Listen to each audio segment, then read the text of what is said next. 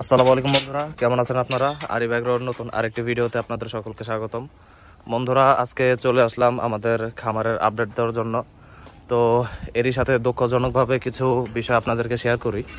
সেটি হচ্ছে যে আমরা কিছুদিন যাবৎ লক্ষ্য করতে পারতেছি যে আমাদের খামারে যে প্রাণীগুলো রয়েছে একের পর এক মানে সামান্য আর কি দুর্ঘটনা চলে আসে। তো সামান্য দুর্ঘটনা বলতে যেমন ইতিপূর্বে ওইখানে একটা আমাদের কালো গরু ছিল, তো এটা এফিমিরাল ফিভার অর্থাৎ 3 দিনের জ্বর একটা রোগ আছে। ওই রোগে আক্রান্ত হয়ে গরুটি আর কি মানে শেষ পর্যন্ত আমরা ওকে টিকিয়ে রাখতে পারিনি, কসাইকে দিয়ে দিতে হয়েছে। তো এরপরে দেখতে পাচ্ছেন যে এখানে পাকড়া গরুটি, তো ওরা আর কি এখন আপাতত অনেক নোংরা হয়ে শুয়ে আছে। তো কিছুক্ষণের মধ্যে আমি তাদেরকে পরিষ্কার করে দেব। তো এই পাকড়া গরুটিরও গত 15-20 দিন আগে এফিমিরাল হয়েছিল।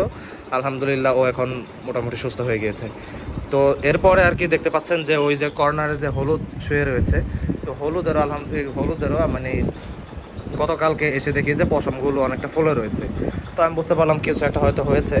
তো যখন ওর টেম্পারেচারটা আমি মাপি, তো তখন দেখতে পারি যে ওর শরীরে প্রচণ্ড জ্বর রয়েছে।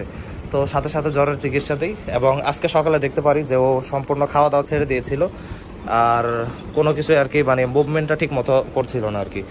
আর পিছের একটি পা আর কি খোঁড়া ছিল। তো তখন আমি বুঝতে বাকি রইল না আমার যে এটিরও সেই একই রোগ হয়েছে, এফিমিরাল ফিভার। তো সাথে সাথে আমি ওদেরকে চিকিৎসা দিয়েছি। তো আপনারা যারা আর কি গরু পালন করেন তাদের জানানোর জন্য আর কি বলি যে আমি তাদেরকে কি ওষুধটি মানে ব্যবহার করেছি তাদের জন্য। তো একটি ওষুধ হয়েছে আর কি সি ফ্লু একটি ইনজেকশন রয়েছে, সেই ইনজেকশনটা আমি ব্যবহার করেছি।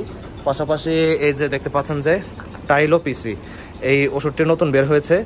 তো যদি আমার ওই যে যেখানে কালো গরুটা ছিল তখন যদি এই ওষুধটা থাকতো, তো আশা করা যায় যে আল্লাহ চাইলে তো হয়তো ওই গরুটি আজকে আবার এখানে বেঁচে থাকতো। তো এই টাইলোপিসি ওষুধটা নতুন এসেছে বাজারে, আর এই ওষুধটি এফিমিরালের বিরুদ্ধে খুব ভালো কাজ করে। আর আমাদের খামারের যে ছাগলগুলো ছিল ওগুলো তো আপনার জানেন বিক্রি করে দিয়েছি।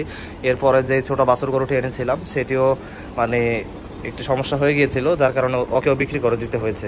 তো যেহেতু সামনে 2025 কোরবানি ঈদ, সেই 25 কোরবানি ঈদকে সামনে লক্ষ্য করে আমরা আমাদের গরুগুলোকে মোটা তাজা করতেছি। তো আপনারা সকলে আমাদের গরুর জন্য দোয়া করবেন যেন আল্লাহ তাআলা আমাদের সকল প্রকার বালা মুসিবত থেকে বিরত রাখেন। তো এখন গরুগুলো এখানে বিশ্রাম নিচ্ছে। দুপুরে আজকে আসা হয় নাই, যার কারণে গরুগুলোকে ভালো করে গোসল করানো হয় নাই। এখন বাজে মোটামুটি দুপুর 3টার মতো বাজে। তো এখন ওদেরকে আমি এখান থেকে দাঁড়া করে তো এই জায়গাটা পরিষ্কার করে দিব। তারপরে ওদেরকে সুন্দর করে ঠান্ডা পানি দিয়ে গোসল করিয়ে দিব।